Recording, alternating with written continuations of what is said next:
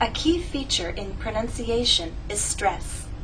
In previous lessons, I've talked about word stress, but now I'd like to take the time to talk about stress in phrases and in sentences.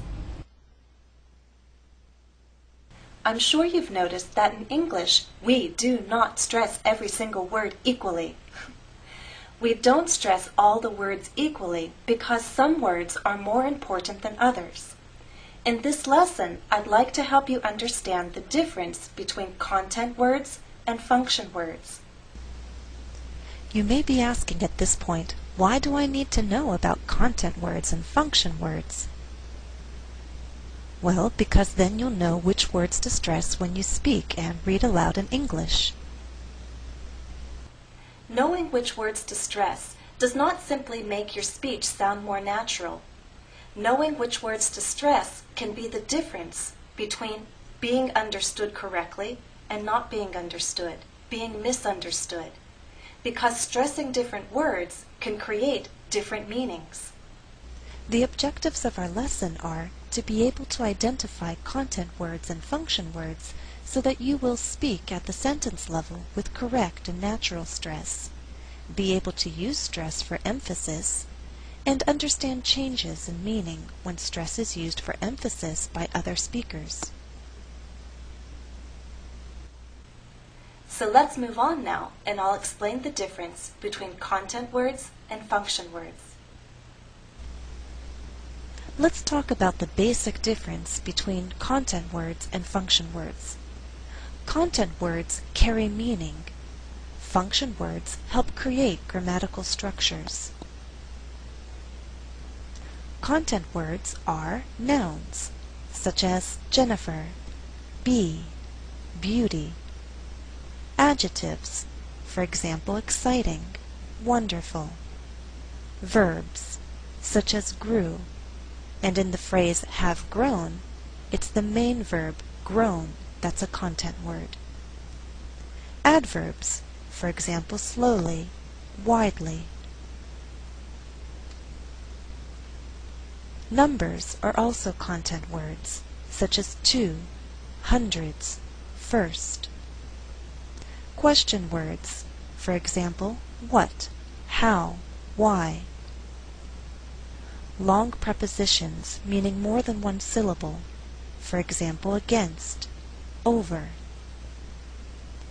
Demonstratives, meaning this, that, these, those. Interjections, such as ow, ouch. Now let's look at function words. Most pronouns are our function words. For example, the personal pronouns, such as I, you. Object pronouns, such as me, them. Forms of to be as the main verb. Modal verbs, such as can and should. Auxiliary verbs or helping verbs.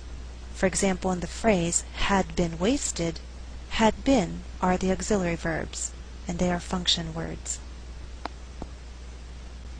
Many little words are function words in English, such as short prepositions, one-syllable prepositions, on, of, to, for example. Possessive adjectives, your, his, their, our, etc. Articles, such as the, a, an. And conjunctions, such as and, but, so. When we speak in phrases and at the sentence level, we usually stress content words and not function words. A stressed word is said more loudly, longer, and at a higher pitch, meaning our voice goes up. When a content word has more than one syllable, the stressed syllable will be said more loudly, longer, and at a higher pitch.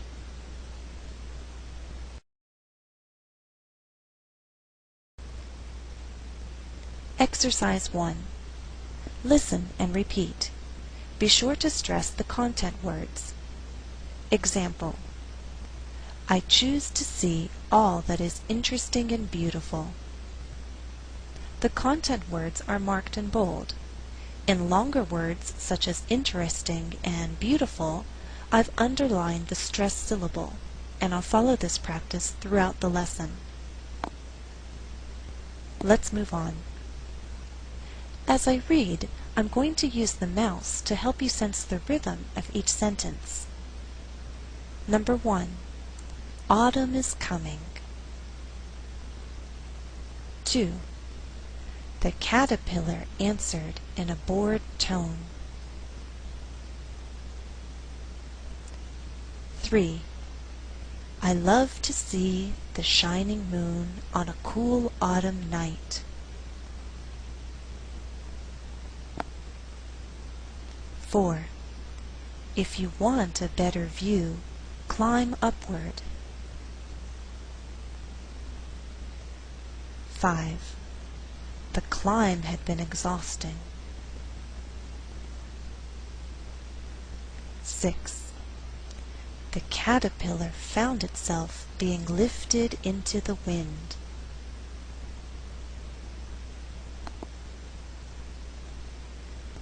Stress within thought groups. When words are grouped into meaningful phrases, there is usually one word that receives the most stress. That word is generally the final content word. Example: I see the same world as you, but I am able to see past all that is saddening and horrifying. In this example, content words are still marked in bold, but the final content word in each thought group is highlighted in purple. That content word in purple is the one that receives the most stress in that phrase.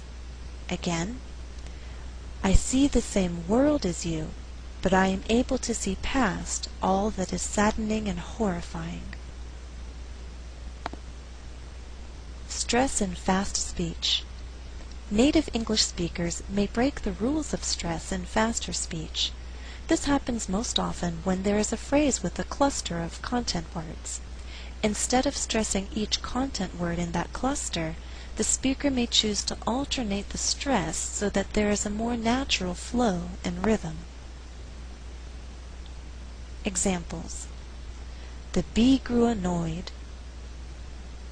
In this sentence, we have three content words: bee, grew, annoyed. But I choose not to stress grew so that I have alternating stress. The resulting rhythm is the bee grew annoyed, dun da dun, 1 and 2. Next example. Autumn brings changes of astonishing beauty. Again, we have more content words than words being stressed. The verb brings is not stressed because I want to create a good rhythm in the sentence. I alternate the stress, and what results is a rhythm like this: dun da dun, dun da dun, 1 and 2 and 3 and 4. Autumn brings changes of astonishing beauty.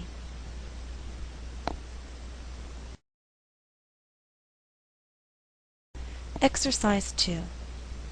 Listen to the sentence as it is read at a slow rate and again at a fast rate. Identify which content words are stressed in each reading.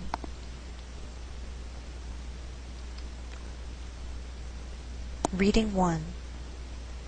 The ground grows hard and the wind grows cold.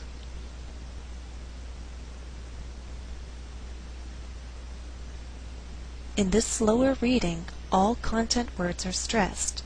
They are ground, grows, hard, wind, grows, cold. Reading 2. The ground grows hard and the wind grows cold.